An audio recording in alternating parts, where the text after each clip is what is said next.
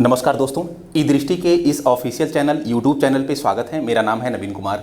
हम लोग पॉलिटी वाली सीरीज को डिस्कस कर रहे थे और मैं बताया कि भाई पिछले 20 वर्षों में जो कुछ क्वेश्चंस लोक सेवा आयोग के द्वारा या संघ लोक सेवा आयोग के द्वारा विभिन्न परीक्षाओं में पूछे गए हैं, उसको हम लोग क्वेश्चन के हिसाब से इस डिजिटल प्लेटफॉर्म पर डिस्कस कर रहे हैं। तो हमने 5 वीडियो आपको दे दिए हैं, आज छठा वीडियो है। और जो छठा वीडियो है, संविधान के टोटल 22 भाग और 22 भाग में जो पहला भाग है राज्य एवं संघ राज्य क्षेत्र, उसका उल्लेख पूरी तरह किया गया है। तो इसमें अनुच्छेद 1 से लेकर 4 तक, या फिर हम कहें कि राज्यों का गठन, राज्यों का पुनर्गठन, भाषा के आधार पर राज्यों का गठन जैसी सारी चीज़ें हम जानेंगे। इसके अलावा इसमें हम यह भी देखेंगे कि यूनियन क्या होता है, फेडरल क्या होता है, दोनों में थोड़ा सा कंपेयर करेंगे ताकि दोनों चीज़ें क्लियर हो जाए। यहाँ से क्वेश्चंस भी कई बार पूछे गए हैं। तो आते हैं क्वेश्चन के फॉर्म में, फिर बीच बीच में हम लोग बातचीत करते रहेंगे। आते हैं भाई। तो ए आपको पता ही होगा, संविधान में टोटल 22 भाग हैं। संविधान में अगर टोटल भागों की संख्या हम देखें कितने भाग हैं, तो टोटल 22 भाग हैं। 22 भाग, तो जो पहला भाग है संविधान का पहला वाला भाग, यही राज्य एवं संघ राज्य क्षेत्र, इसी का उल्लेख, इसी का प्रावधान किया गया है। तो क्वेश्चन के माध्यम से थोड़ा सा आते हैं, फिर बीच में हम लोग अच्छे से डिटेल से इसको पढ़ने का काम करेंगे। ये जो क्वेश्चन पूछा गया है, यह यूपीपीसीएस वर्ष 2008 के प्री में पूछा गया है, प्रारंभिक परीक्षा में। पहला वाला क्वेश्चन क्या कह रहा है? कह रहा है कि संविधान के प्रथम अनुच्छेद के अनुसार भारत है। भारत क्या है? राज्यों का समूह है, राज्यों का फेडरेशन है, राज्यों का कन्फेडरेशन है, राज्यों का यूनियन है। अब सुनना जरा, अब यहाँ पर देखिए ऐसा ऑप्शन डाला है कि लगता है कि यह भी सही है, यह भी सही है, यह भी सही है, यह भी सही है। तो इसके इंग्लिश वर्जन पर आप जाइएगा, तो इंग्लिश वर्जन में जब आप आर्टिकल 1 पढ़ेंगे, ये आर्टिकल 1 से रिलेट करता है, अनुच्छेद 1 से। आर्टिकल 1 से, तो अनुच्छेद 1 जो कहता है वह कहता है कि India that is Bharat shall B या यूनियन ऑफ स्टेट। तो ऐसे सुनना जरा, इंडिया ये कहता है कि भाई India that is Bharat, that is Bharat, Bharat shall be a union, union of state. तो यहां यूनियन ऑफ स्टेट, ए वाला जो की पॉइंट है, इसको आपको याद रखना है। इसके अलावा 2 नामों का भी प्रयोग किया गया है अनुच्छेद 1 में। एक तो नाम प्रयोग किया गया है भारत के लिए इंडिया, और दूसरा नाम प्रयोग किया गया है भारत। तो 2 नामों का प्रयोग। एक्चुअली संविधान का जब निर्माण हो रहा था तो उतने समय यह डिबेट हुआ कि कौन सा नाम प्रयोग किया जाए, क्या आर्यावत, क्या जम्बूद्वीप, क्या हिंदुस्तान, क्या भारत, या फिर इंडिया। तो ये हुआ कि नहीं, हिंदी भाषी जो है भारत के पक्ष में थे, और जो इंग्लिश भाषी थे, जो दक्षिण वाले थे, वो जो है इंग्लिश के पक्ष में थे, इंडिया के पक्ष में। तो ऐसे में वाद विवाद हुआ, तो दोनों नामों को शामिल कर लिया गया और कहा गया कि इंडिया दैट इज भारत, मतलब कि इंडिया जो कि क्या है, भारत है, राज्यों का एक संघ होगा। यहाँ राज्यों का संघ से आशय जो 28 राज्य हैं, उन राज्यों के संघ से उद्देश्य है अपना जो प्यारा सा भारत है। ये प्यारे से भारत में जो 28 राज्य हैं, इन 28 राज्यों से मिलकर जो संघ बनेगा, उसी की बात आर्टिकल 1 में हो रही है। और आर्टिकल 1 में मैंने जब अनुसूचियों को पढ़ाया था तो हमने बताया था कि भाई आर्टिकल 1 पूरी तरह अनुसूची 1 से रिलेट करती है। अभी मैं आज आपको यह भी बताऊंगा कि जो आर्टिकल 1 है, ना सिर्फ अनुसूची 1 से रिलेट करती है, बल्कि अनुसूची जो 4 है, इससे भी रिलेट करती है। अनुसूची 4 में हमने बताया था कि जो राज्यसभा सीटें हैं, उनका आवंटन राज्यों में और केंद्र शासित प्रदेशों में, इसका प्रावधान किया गया है। ठीक है ना भैया? तो एक क्वेश्चन अगर आप देखें तो इंग्लिश वर्जन पर जब आप जाएंगे तो यूनियन ऑफ स्टेट की बात कर रहा है। तो इस प्रकार जो आपका आंसर होगा, वो डी होगा, राज्यों का यूनियन है, राज्यों का यूनियन है। तो सवाल ये है, तो सुनना जरा, यहीं पे हम एक चीज ये डिस्कस करते हैं कि एक चीज तो भारत का जो अपना प्यारा सा जो संविधान है, इस संविधान में यूनियन शब्द का प्रयोग किया गया है। ये आपने देखा यूनियन शब्द। लेकिन वहीं पर अमेरिका का जो संविधान है, अमेरिकी संविधान, इस अमेरिकी संविधान में इसकी भी हिंदी होती है संघ, और एक शब्द है फेडरल, फेडरल, इसकी भी हिंदी होती है संघ। दोनों की हिंदी होती है संघ। लेकिन सवाल है कि क्या यूनियन बराबर कह सकते हैं कि फेडरल, या फेडरल बराबर यूनियन? तो नहीं कह सकते हैं, दोनों में अंतर है। यूनियन क्या है? यह राज्यों के बीच यह किसी समझौते का परिणाम नहीं है। मतलब कि जो यूनियन अपना बना हुआ है यह किसी समझौते के तहत नहीं बना हुआ है, यह समझौते के तहत नहीं बना हुआ है। लेकिन जो फेडरल है यह समझौते के तहत बना हुआ है, यह समझौता के तहत बना हुआ है। समझौता मतलब कि ब्रिटिशर्स का इस पर जो अमेरिका वाला जो सेक्टर है, क्षेत्र है, उस पर कभी एक टाइम में ब्रिटिशर्स का कॉलोनी हुआ करता था, उपनिवेश हुआ करता था, औपनिवेश हुआ करता था। ऐसे में जब ब्रिटिशर्स से अमेरिका आजाद हुआ तो उतने समय टोटल 13 प्रांत थे, 13 प्रांत थे अमेरिका में, और इन्होंने ही एक समूह बनाया, एक समझौते के तहत समूह बनाया और कहा कि हम जो है एक साथ रहेंगे।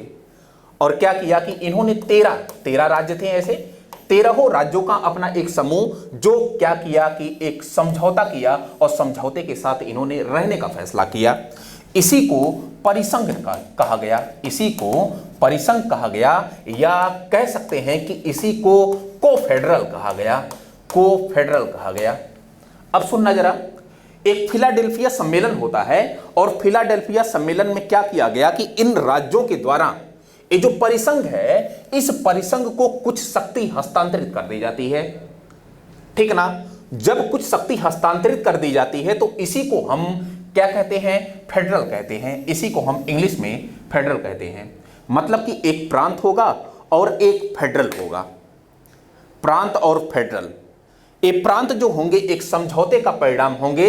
अच्छा, कोई समझौता अगर होता है तो वह टूट भी सकता है, लेकिन जो यूनियन है यह कभी भी टूट नहीं सकता है। कि मतलब कि क्या हुआ, ये जो अपना प्यारा सा भारत है, ये अखंड भारत है, इस भारत से कोई भी राज्य चाह कर भी अलग नहीं हो सकता है। लेकिन जो फेडरल है, जो आपका अमेरिका का फेडरल है, इससे अगर कोई भी प्रांत चाहे, अमेरिका के टोटल 50 प्रांत हैं, अगर कोई भी प्रांत चाहे तो कुछ शर्तों के आधार पर अलग होने की प्रवृत्ति रख सकता है।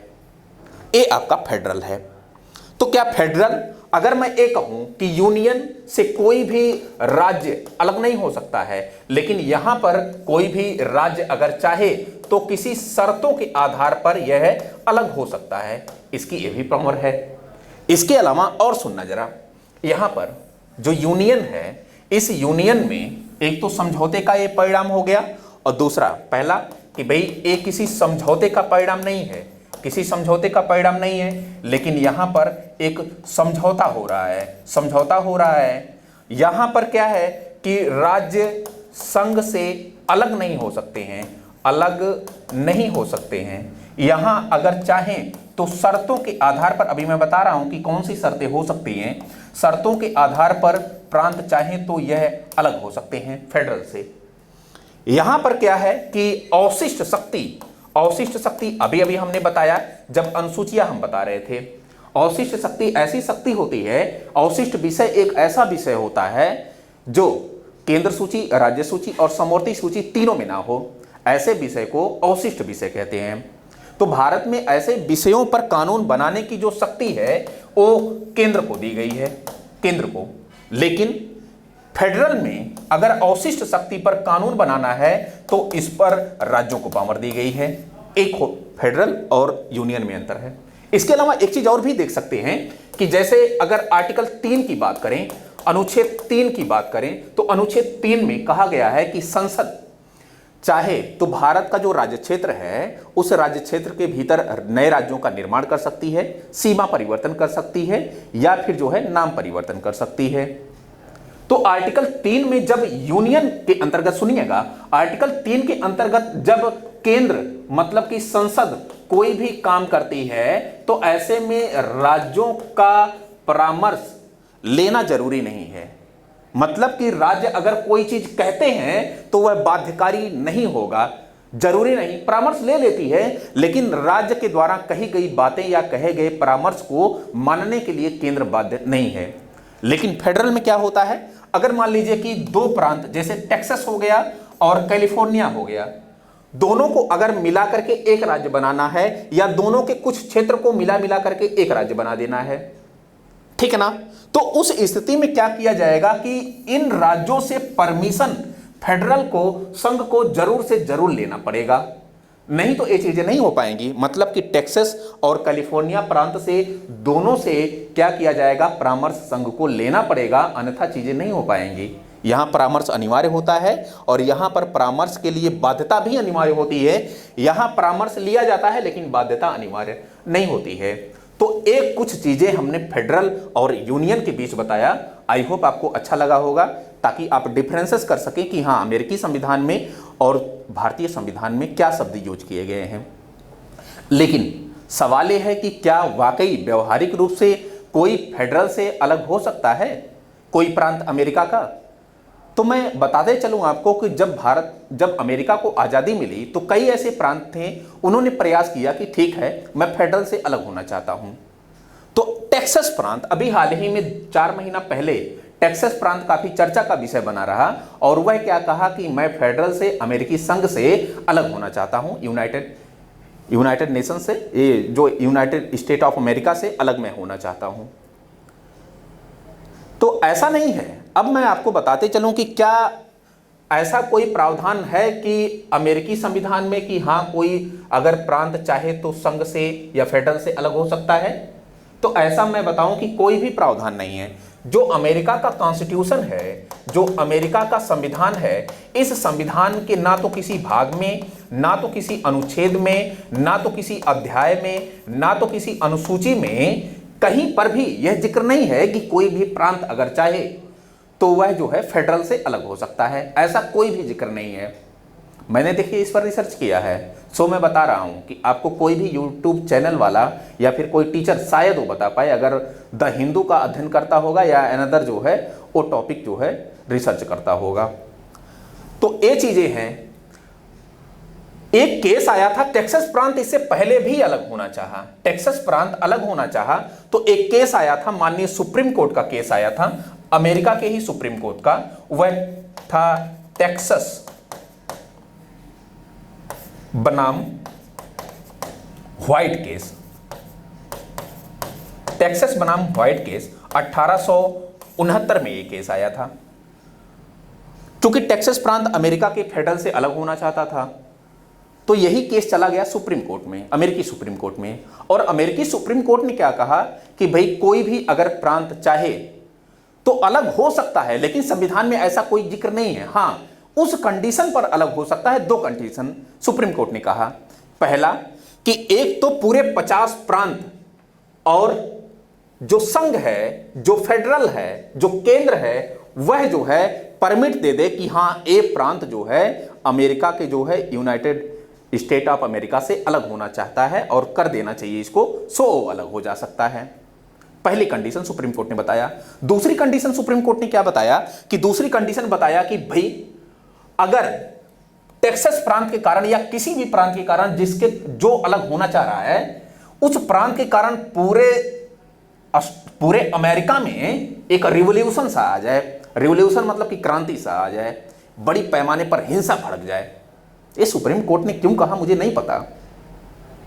क्या वो चाहते हैं कि फ्रांस जैसी क्रांति हो, रसिया जैसी क्रांति हो, ये तो मुझे नहीं पता। लेकिन उनके द्वारा, सुप्रीम कोर्ट के द्वारा ये कहा जा रहा है कि इस प्रांत के कारण अगर कोई रिवॉल्यूशन या क्रांति जैसी स्थिति आ जाए, तब वो जो है प्रांत उस संघ से, फेडरल से अलग हो सकता है।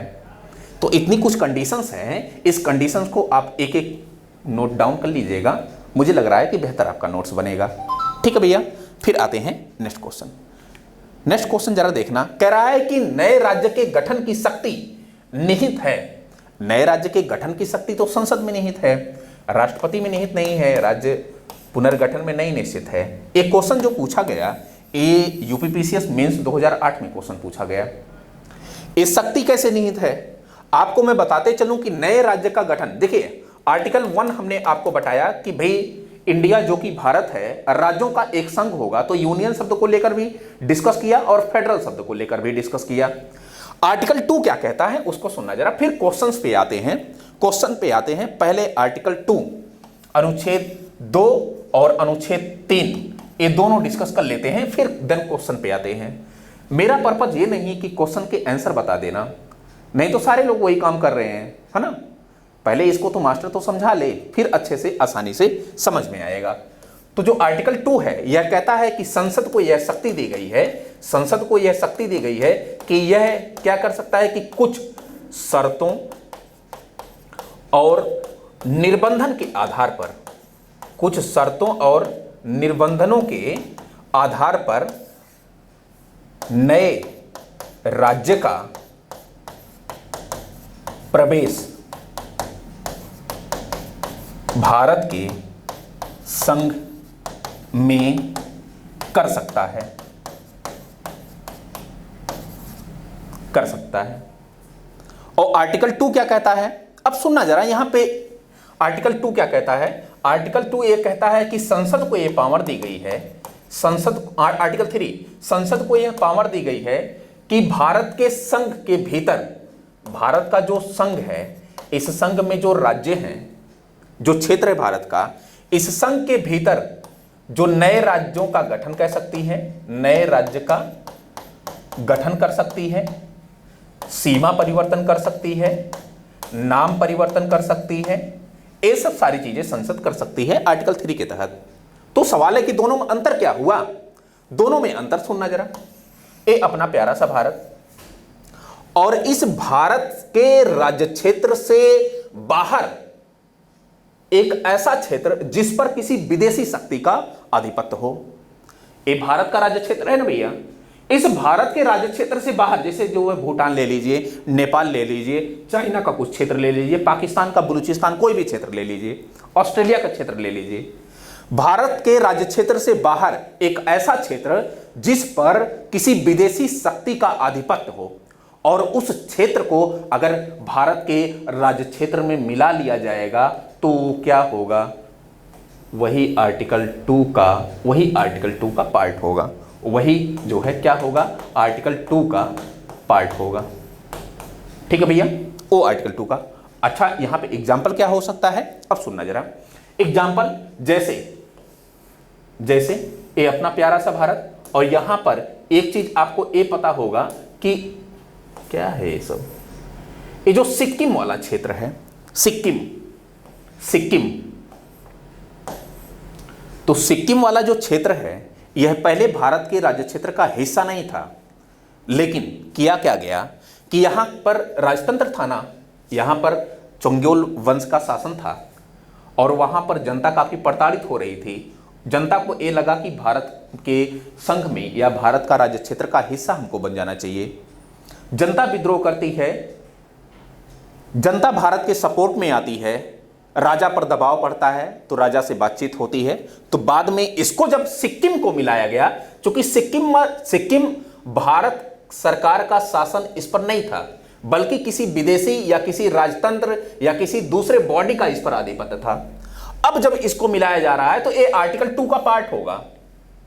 लेकिन अगर एक कहूं कि आंध्र प्रदेश से अलग करके तेलंगाना अलग कर दिया गया, उत्तर प्रदेश से अलग करके जो है उत्तराखंड बना दिया गया, तो ये क्या है? आर्टिकल 2 का पार्ट, आर्टिकल 3 का पार्ट होगा ये। तो सिक्किम का केस आपको पता ही होगा। अभी क्वेश्चन आएगा तब बता देते हैं, या तो इसी वक्त बता देते हैं। सिक्किम को क्या किया गया? इसको जब भारत में शामिल किया गया तो कुछ शर्तें रख दी गई और कुछ निर्बंधन इस पर आरोपित कर दिया गया। सिक्किम की अपनी कुछ शर्तें थी कि देखिए आप हमको मिला रहे हैं, लेकिन कुछ शर्तों के साथ मिलाना होगा। कुछ निर्बंधन आरोपित कर दिया गया, ठीक है ना, रेस्ट्रिक्शन, कि आप ए काम नहीं कर सकते हैं। जब सिक्किम को मिलाया गया तो 35वां संविधान संशोधन किया गया। 35वां संविधान संशोधन अधिनियम 1974 किया गया। 35वां संविधान संशोधन अधिनियम 1974, और इस अधिनियम के माध्यम से क्या किया गया कि एक आर्टिकल लाया गया, आर्टिकल 2A। संविधान में एक आर्टिकल जोड़ा गया, आर्टिकल 2A, और इसी आर्टिकल 2A के माध्यम से सिक्किम को क्या कहा गया? सह राज्य का दर्जा दिया गया, या फिर इसको कह सकते हैं कि एसोसिएट स्टेट, सह राज्य। सिक्किम को सह राज्य बोला जा रहा है अभी। इसी 35वां संविधान संशोधन 1974 के माध्यम से सह राज्य का दर्जा दिया गया। लेकिन जब इसके बाद देन एक नया संविधान संशोधन किया जाता है, 36वां संविधान संशोधन, 36वां संविधान संशोधन अधिनियम 1975। और इसी 36वें संविधान संशोधन अधिनियम 1975 के माध्यम से ए 2A जो था, इस 2A को समाप्त कर दिया जाता है। जो सह राज्य था, इस सह राज्य से सह शब्द हटा दिया जाता है, मतलब कि ये राज्य के अस्तित्व में आ जाता है, पूर्ण राज्य के अस्तित्व में आ जाता है अपनी। तो सिक्किम का जो केस था ये था पूरा। कुल मिला जुलाकर 35वां संविधान संशोधन और 36वां संविधान संशोधन इस सिक्किम से जुड़ा हुआ है। आर्टिकल 2 को भी आपको ध्यान में रखना है। एसोसिएट स्टेट या राज्य, सह राज्य, इसको भी। एसोसिएट स्टेट का अर्थ सीधा सा है कि एक ऐसा राज्य जिसमें विदेशी मामले, रक्षा मामले, संचार मामले और मुद्रा मामले केंद्र देखेगी, बाकी राज्य जो है अपने चीजों के, अपने राज्य के भीतर की सारी एक्टिविटी करे, उसी को जो है एसोसिएट स्टेट कहा जाएगा। तो एक कुछ सिक्किम का मैटर था। अब सुनना जरा, एक एग्जांपल और हम बताते हैं यहां पे। ये तो सिक्किम का मैटर था। अगर मैं ये कहूं कि भाई ये अपना प्यारा सा भारत, लेकिन यहां पर क्या है कि दमन दीव, दादर नागर हवेली, यहां पर सुनना, दमन दीव, दादर नागर हवेली,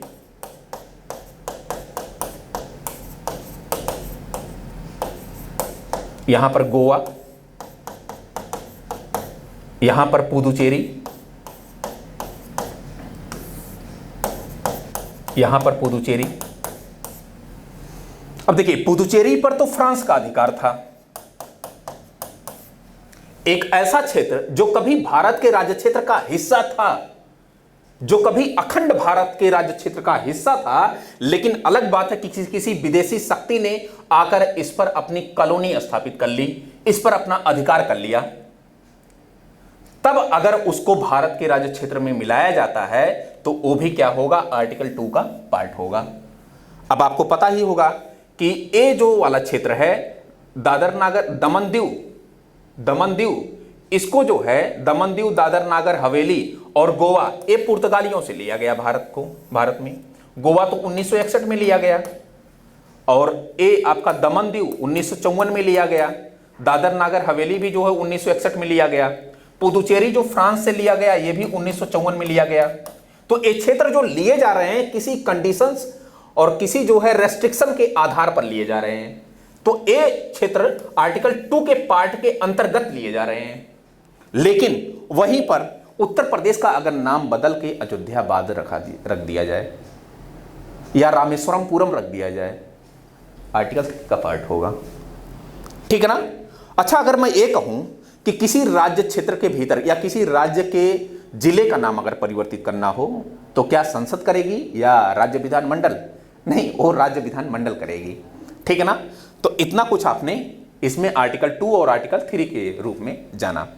आपको मैं बताते चलूं कि आर्टिकल 4 जो है वह कहता क्या है कि भाई आर्टिकल 2 और आर्टिकल 3 में जो भी एक्टिविटी की जा रही है वो सिंपल मेजॉरिटी से की जा रही है, साधारण बहुमत से की जाएगी, इसलिए इसको अनुच्छेद 368 के तहत संविधान संशोधन नहीं माना जाएगा।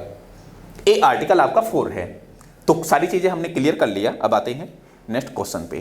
क्वेश्चन नंबर 3 जरा देखना आप क्या कह रहा है कि निम्नलिखित में से कौन सा कथन नए राज्यों के निर्माण के बारे में सही नहीं है। नए राज्यों के निर्माण, अगर मैं ऐसा करूं, देखिए जैसे ही प्रवेश करेगा कि नए राज्यों का प्रवेश, वो आर्टिकल 2 का पार्ट होगा। जैसे ही नए राज्यों का निर्माण की बात करेगा, सीमा परिवर्तन की बात करेगा, नाम परिवर्तन की बात करेगा, आर्टिकल 3 का पार्ट होगा।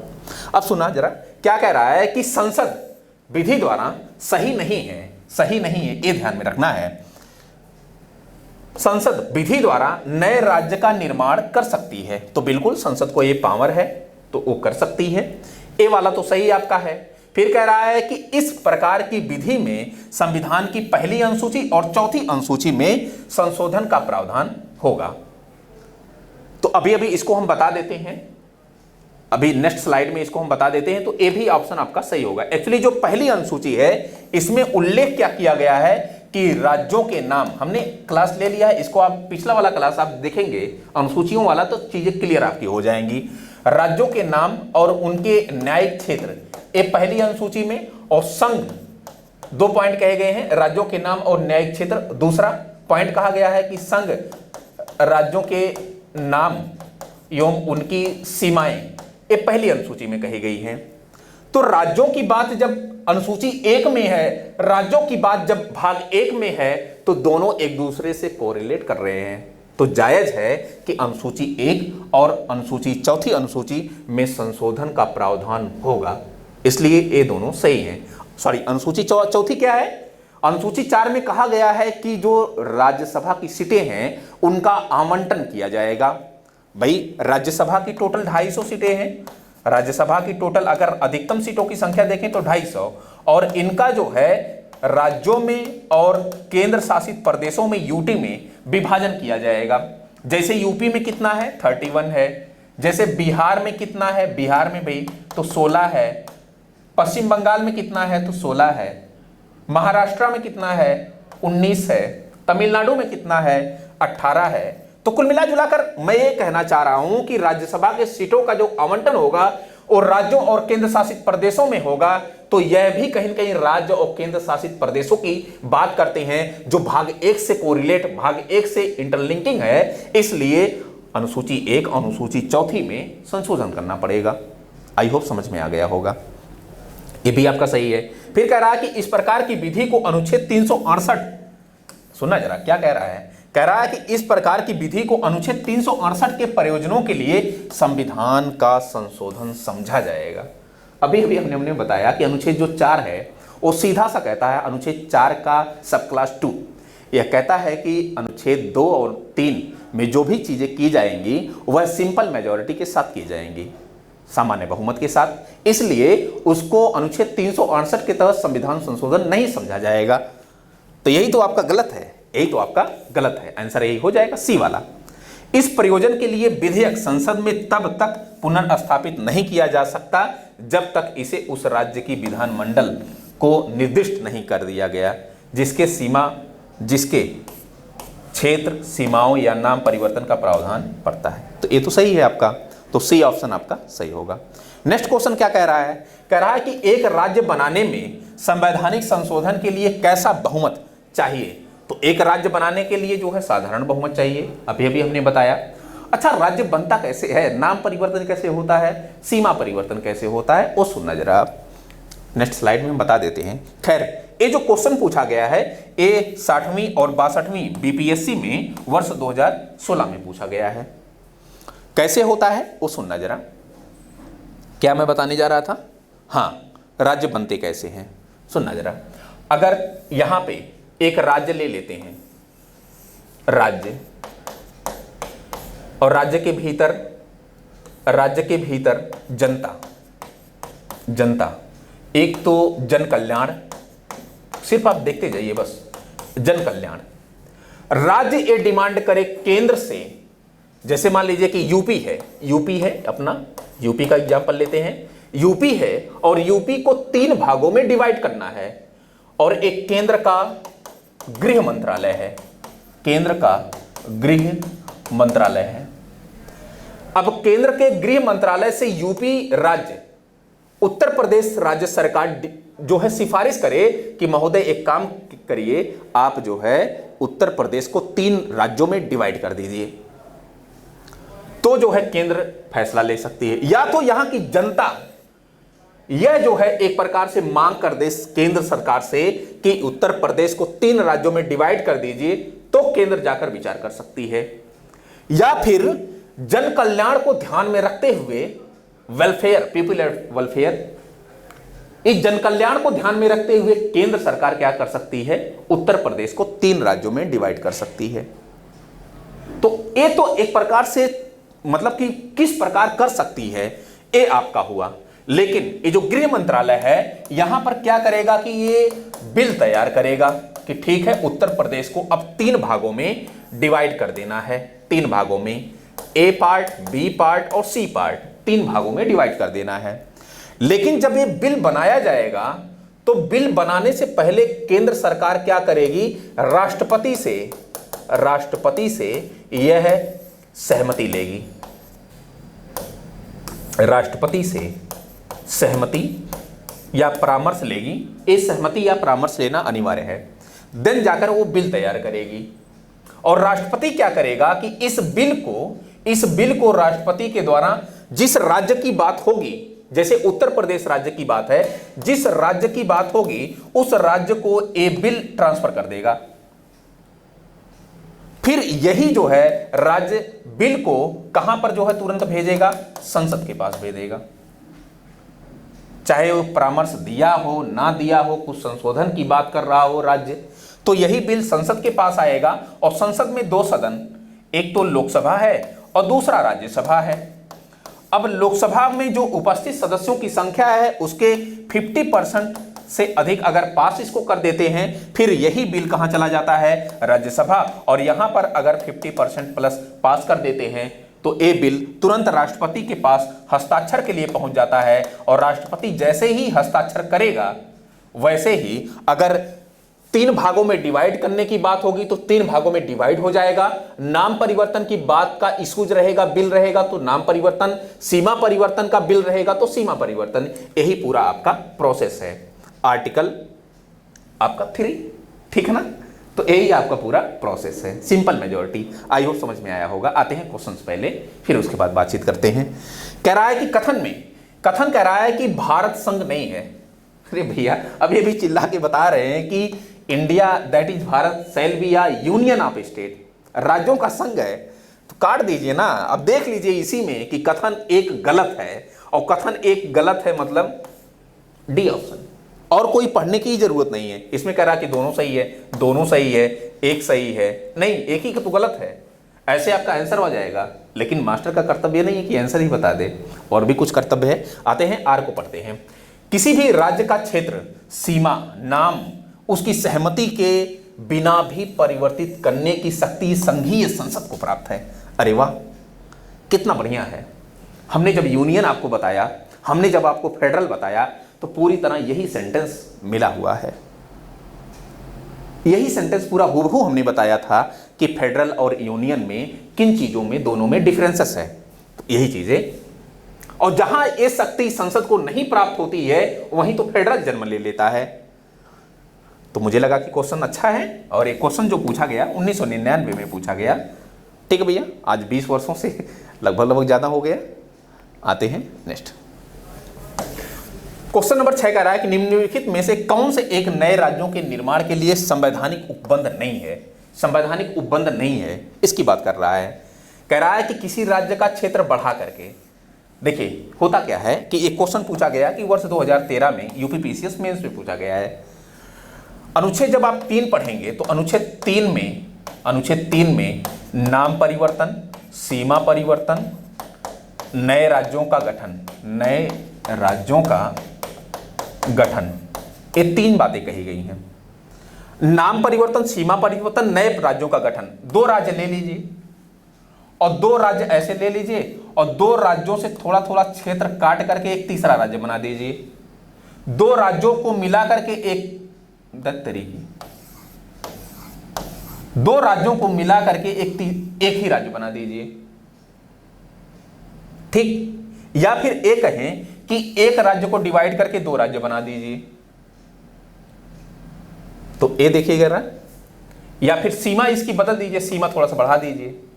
अब देखिए, किसी राज्य की सीमा बढ़ा करके तो भाई बात सही है, किसी राज्य का क्षेत्रफल घटा करके तो जायज है, किसी का बढ़ाएंगे तो किसी का अपने आप घट जाएगा।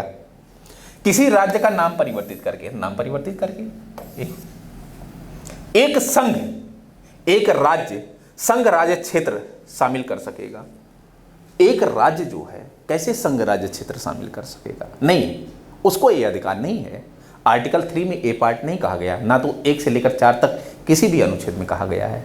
ये आपका गलत होगा, ठीक है ना। तो आई होप क्लियर हो गया होगा। अनुच्छेद 6। अनुच्छेद 7 क्या है? अनुच्छेद 7 कह रहे हैं। क्वेश्चन नंबर 7 कह रहा है कि निम्नलिखित में से कौन सा संविधान का अनुच्छेद 3 के तहत संसद के एक कानून द्वारा संभव नहीं है? तो कौन संभव नहीं है? आई होप क्लियर हो गया होगा कि नए राज्यों का गठन बिल्कुल ऑफकोर्स हो सकता है अनुच्छेद 3 के तहत। राज्यों के क्षेत्रों में परिवर्तन, बिल्कुल। राज्यों की सीमाओं में परिवर्तन, ऑफकोर्स। नए राज्यों का प्रवेश, ये भैया ये बतावा कि एक अनुच्छेद तीन हमने बताया कि ये सब सारी चीजें। एक हमने बताया कि जब नए राज्यों का क्या करना हो, प्रवेश करना हो भारत के राज्य क्षेत्र में, जैसे हमने सिक्किम का उदाहरण दिया, जैसे हमने आपको जो है गोवा का उदाहरण दिया, दमन दीव का उदाहरण दिया, दादर नागर हवेली का उदाहरण दिया, पुदुचेरी का उदाहरण दिया, आर्टिकल 2 का पार्ट होगा। एक ऐसा क्षेत्र जिस पर किसी विदेशी शक्ति का आधिपत्य है और उस क्षेत्र को अगर भारत के राज्य क्षेत्र का हिस्सा बनाना हो तो आर्टिकल 2 के पार्ट का तहत होगा। और एक ऐसा क्षेत्र जो भारत के राज्य क्षेत्र का वर्तमान में हिस्सा है और उसी में क्या करना है कि दो राज्यों को मिला करके एक राज्य को डिवाइड करके कई राज्य, नाम परिवर्तन, सीमा परिवर्तन, आर्टिकल 3 का पार्ट होगा। ठीक है, तो ये आपका जो है डी ऑप्शन होगा। आते हैं नेक्स्ट क्वेश्चन। क्वेश्चन नंबर 8 क्या कह रहा है कि निम्नलिखित कथनों पर विचार कीजिए और दिए गए कूट की सहायता से बताइए कि कौन सा कथन सही है। भारत में यूनियन ऑफ स्टेट, जरा सुनना जरा, यूनियन ऑफ स्टेट शब्द प्रयुक्त हुआ है क्योंकि भारतीय राज्यों को अलग होने का अधिकार नहीं है। वाह, हमने जब यूनियन ऑफ फेडरल को बताया तो यही तो बताया था, मतलब एक कथन सही है आपका।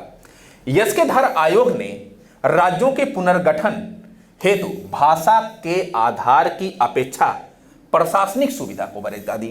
देखिए, राज्यों के गठन की जब मांग चल रही थी तो भाषाई आधार पर राज्यों के गठन की मांग चल रही थी। उतने समय यस्केधर आयोग एक बनाया गया जून 1948 में, और यस्केधर आयोग ने कहा कि भाषा के ही आधार पर राज्यों का गठन हो, ये चीजें ठीक नहीं है।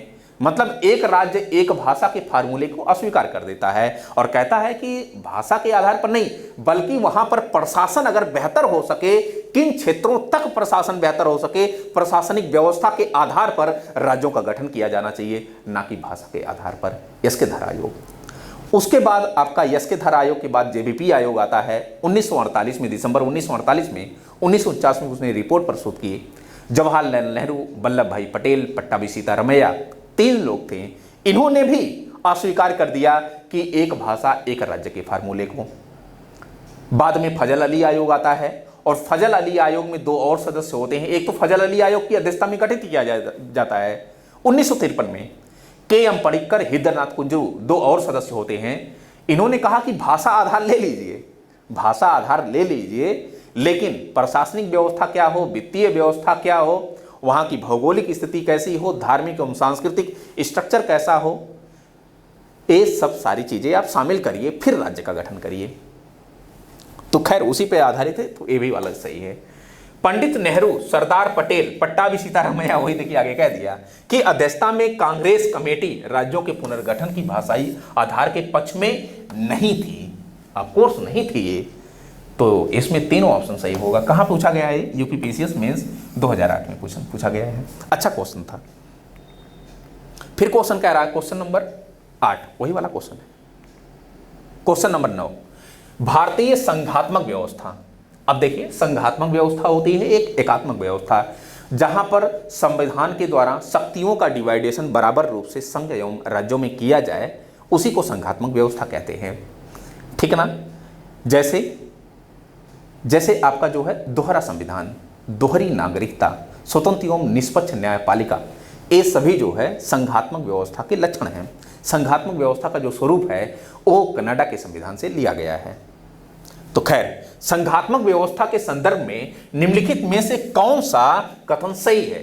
ये कह रहा है कि भारतीय संविधान के अंतर्गत राज्यों को संघ से अलग होने का अधिकार नहीं है। तो ऑफकोर्स नहीं है। यूनियन शब्द, यूनियन, इसको ध्यान में रखिएगा अच्छे से भैया। फिर कह रहा है कि अलग होने की एकमात्र वकालत करने पर अभिव्यक्ति की स्वतंत्रता सुरक्षा मिलेगी। अलग होने की मात्र वकालत करने पर अभिव्यक्ति की स्वतंत्रता की सुरक्षा मिलेगी। अरे भैया, मतलब कि अगर मैं उत्तर प्रदेश को भारत से अलग कराना चाहता हूं तो मैं अभिव्यक्त कर सकता हूं कि भारत से उत्तर प्रदेश अलग होना चाहिए। क्या मुझे अभिव्यक्ति की स्वतंत्रता है? तो आर्टिकल 19 आपको पढ़ना पड़ेगा, अनुच्छेद 19। और अनुच्छेद 19 कहता क्या है कि वाक एवं अभिव्यक्ति की स्वतंत्रता, freedom of speech and expression की स्वतंत्रता, इसमें कहा क्या गया है? मतलब कि कुछ बोलना, कुछ वाक, जैसे मैं पढ़ा रहा हूं कि वाक है, भाषण वाक है, ठीक है ना? बातचीत वाक है, भाषण, वही भाषण एवं वाक की स्वतंत्रता। अभिव्यक्ति क्या है? अभिव्यक्त करना कुछ अपने हाव भाव से, कार्टून बनाकर, आंख मानकर, इशारों से या किसी सिंबल का प्रयोग करके अभिव्यक्ति है, एक्सप्रेशन है, तो क्या हमको यह अभिव्यक्ति है? मैं झंडा दिखा सकता हूं काला भारत सरकार को कि उत्तर प्रदेश को हम अलग करना चाहते हैं अपने इंडिया से? नहीं अभिव्यक्ति है। अनुच्छेद 19 का जो सब क्लास 2 है वो कहता है कि हम अपने अभिव्यक्ति का, अपने वाक्य एवं अभिव्यक्ति का, अनुच्छेद 19 का इस कदर प्रयोग करें कि राष्ट्र की संप्रभुता, सुरक्षा, अखंडता ये सब खतरे में ना पड़े। अगर एकता, अखंडता, सुरक्षा, संप्रभुता खतरे में पड़ती है तो आपके ऊपर कानूनी कार्रवाई की जा सकती है। सदाचार, न्यायालय की अवमानना, राष्ट्र की संप्रभुता, एकता और अखंडता, लोक व्यवस्था, ये सब अगर आपके वजह से कहीं बाधित हो तो आपको जो है कानूनी कार्रवाई आप पे की जा सकती है। ठीक है, तो नहीं हो सकता। तो ये चीजें, ये तो एकदम सरासर ससुरा गलत है। तो केवल एक ऑप्शन होगा, केवल एक। ठीक है ना? जो फंडामेंटल राइट पढ़ेंगे तो उसमें डिटेल से पढ़ाएंगे। खैर, कब क्वेश्चन पूछा गया? 2019 में। बड़ा अच्छा क्वेश्चन पूछा गया 2019 वाले पीसीएस में। नेक्स्ट क्वेश्चन क्या कह रहा है? क्वेश्चन कह रहा है कि राज्य पुनर्गठन ने 1 नवंबर 1956 को कितने राज्य और कितने संघ राज्य बनाए?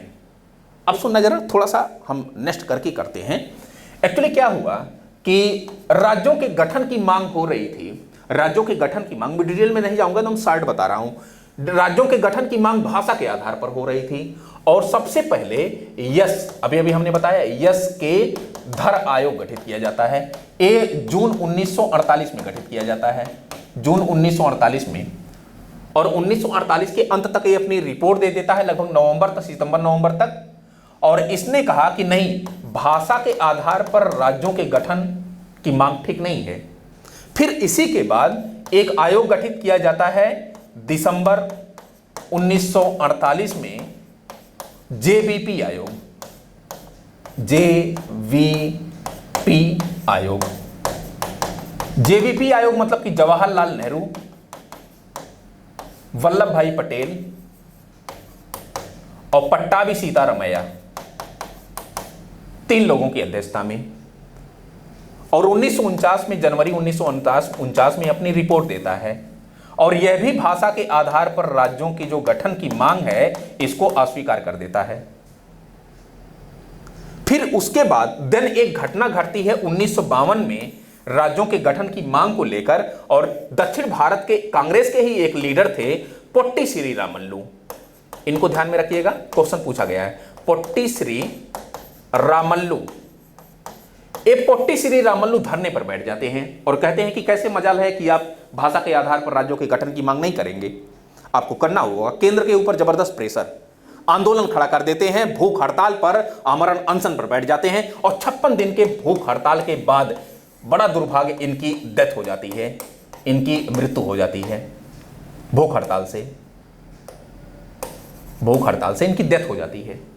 और जब इनकी डेथ हो जाती है तो समस्या यह होती है कि कहीं पूरी जनता इमोशन में आकर के कहीं बड़ा आंदोलन ना खड़ा कर दे। अभी अभी अपना नया प्यारा सा भारत आजाद हुआ है, फिर कहीं ये अखंडता में ना चेंज हो जाए। जवाहर को ये डर लगने लगा। फिर जवाहर ने क्या किया कि जिस आधार पर ये डिमांड कर रहे थे कि तेलुगु भाषा के आधार पर आंध्र प्रदेश की डिमांड कर रहे थे।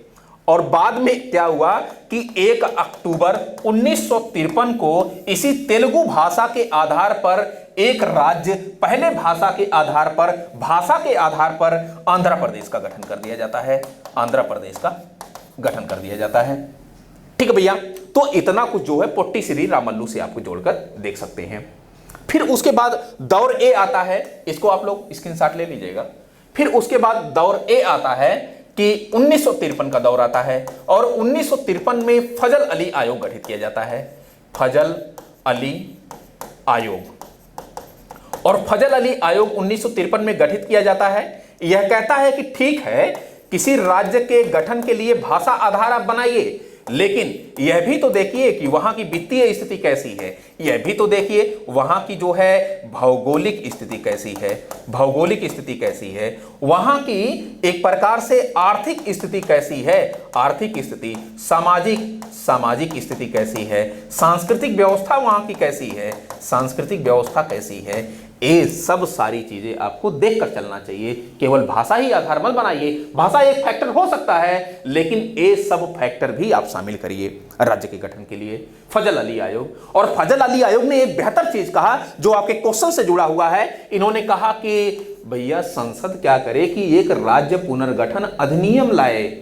एक राज्य, इन्होंने कहा कि राज्य पुनर्गठन अधिनियम संसद लाए। तो संसद क्या करती है कि विधेयक पेश करती है, और विधेयक पेश करके एक अधिनियम बनाती है, राज्य पुनर्गठन अधिनियम 1956।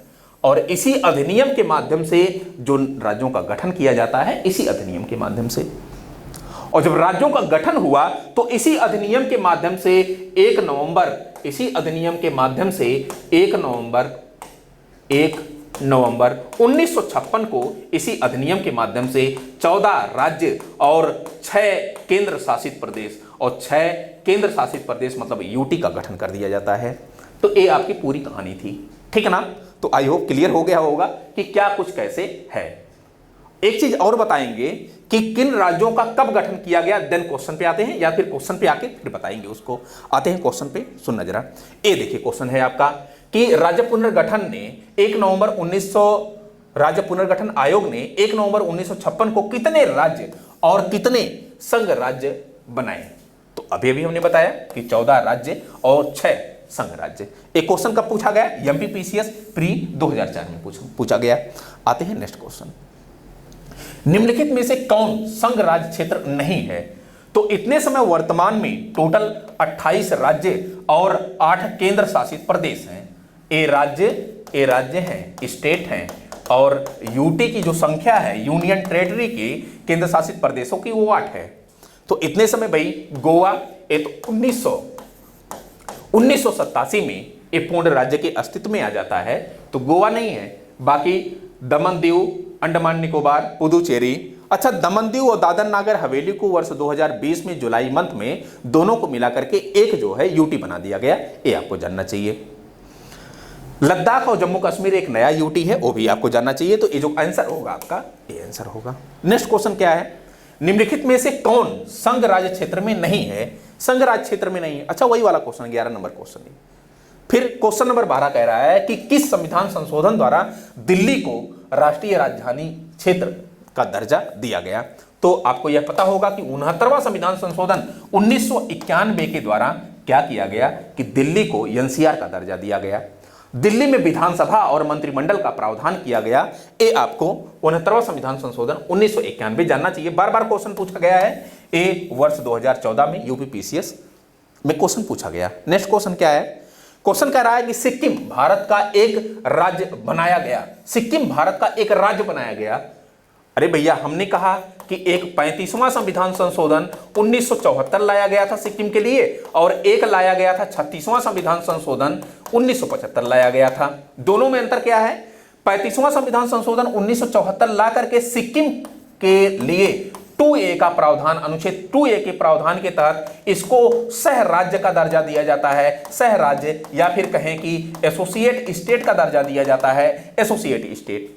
लेकिन यही 36वां संविधान संशोधन 1975 ला करके एक 2A समाप्त कर दिया जाता है, सह राज्य से इसको राज्य के क्षेत्र में शामिल कर लिया जाता है, राज्य के रूप में परिवर्तित। ये सह शब्द हटा दीजिए, अपने रूप में यह पूर्ण राज्य के अस्तित्व में आ जाता है, ठीक ना, राज्य के अस्तित्व में, पूर्ण राज्य के अस्तित्व में। तो यह कह रहा है कि भारत का एक राज्य बनाया गया। तो ये 35वां संविधान संशोधन 1974। नेक्स्ट क्या है कि निम्नलिखित संविधान संशोधन में से किसके द्वारा सिक्किम को विधिवत भारत संघ के एक पूर्ण राज्य, ये देख रहे हैं, जब 36वां संविधान संशोधन 1975 ला करके एक 2A समाप्त कर दिया जाता है, जो सह राज्य का दर्जा प्राप्त था सिक्किम के लिए, इसको समाप्त कर दिया जाता है, तो पूर्ण राज्य के अस्तित्व में आ जाता है। एक क्वेश्चन पूछा गया वर्ष 2005 में यूपीपीसीएस मेंस में। देन नेक्स्ट क्वेश्चन क्या है, नेक्स्ट क्वेश्चन आपका कह रहा है कि निम्नलिखित राज्यों का गठन पर विचार कीजिए और उन्हें कालक्रम के अनुसार व्यवस्थित करिए। अब सुनना जरा, गोवा का जो गठन किया गया था ये 1987 में, इसको ले लीजिए। तेलंगाना आपको पता होगा कि 2 जून 2 जून 2014 को यह आंध्र प्रदेश से अलग हुआ, इसको ध्यान में रखिए। झारखंड, ये आपको पता होगा कि भाई छत्तीसगढ़, उत्तराखंड और झारखंड ये तीनों जो है वर्ष 2000 में गठित किए गए। लेकिन छत्तीसगढ़ आपका 26वां राज्य माना जाता है, यह 1 नवंबर 2000 को, और यह जो है 9 नवंबर 2000 को, और झारखंड 15 नवंबर वर्ष 2000 को गठित किया गया। तो 2000 यहां लिख लीजिए, 2000। फिर उसके बाद हरियाणा, ये 1966 में गठित किया गया, 1966 में। अब आप जो है अपने सीरियल के अनुसार एक क्वेश्चन पूछा गया वर्ष 2021 में, अभी पिछला वाला जो पीसीएस हुआ उसमें क्वेश्चन पूछा गया, तो इसको अनुसार आप व्यवस्थित करेंगे तो सबसे पहले तो आपका क्या आ जाएगा, 1966 हरियाणा आ जाएगा, 4 आ जाएगा।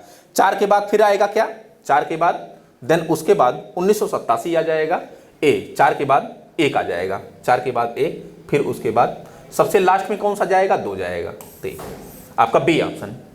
नेक्स्ट क्वेश्चन क्या कह रहा है, नीचे दिए गए राज्यों को भारत के संघ के संपूर्ण राज्य का दर्जा प्राप्त होने का सही कालक्रम क्या है।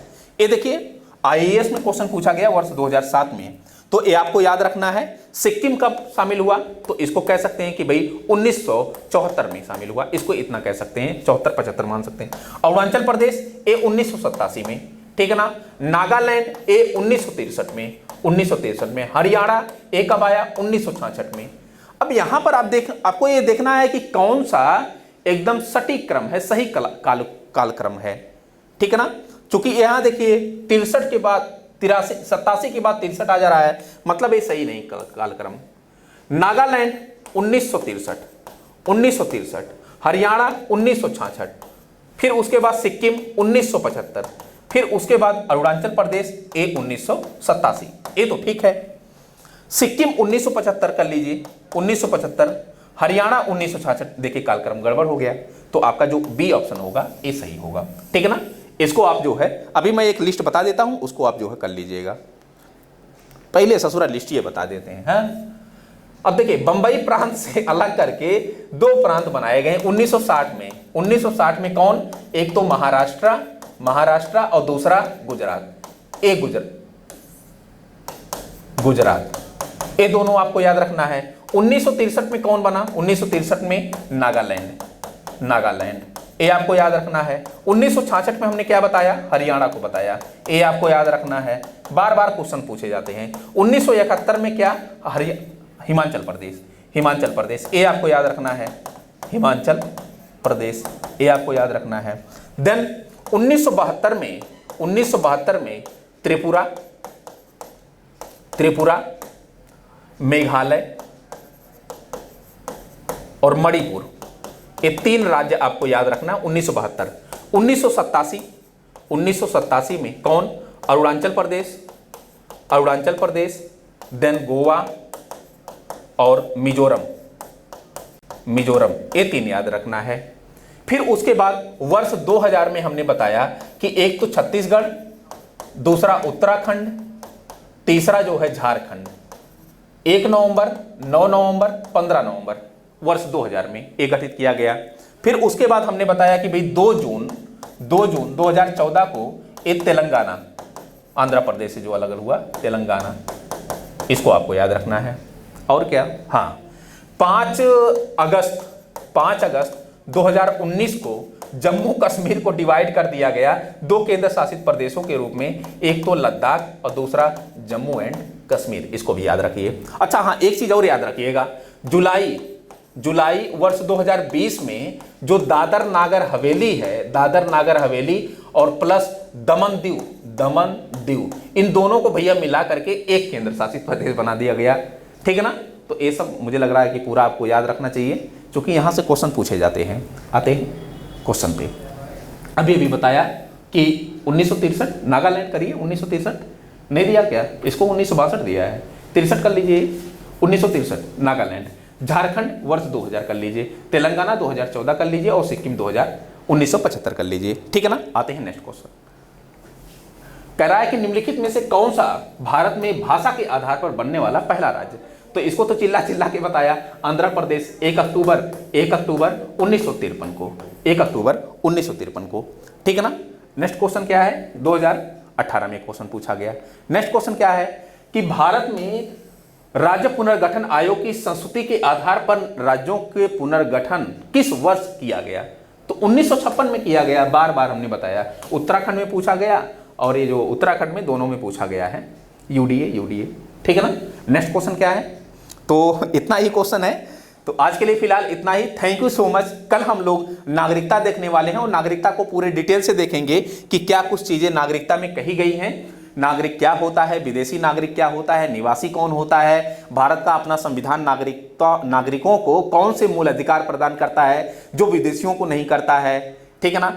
इसके अलावा नागरिकता में जो है एनआरआई क्या होते हैं, पीआईओ क्या होते हैं, ओसीआई क्या होते हैं, एनपीए क्या है, एनपीआर क्या है, ठीक है ना, सीएए क्या है, सिटीजनशिप अमेंडमेंट एक्ट, एनआरसी क्या है, जैसी सारी चीजें कल डिस्कस करेंगे। आज के लिए फिलहाल इतना ही। Thank you so much.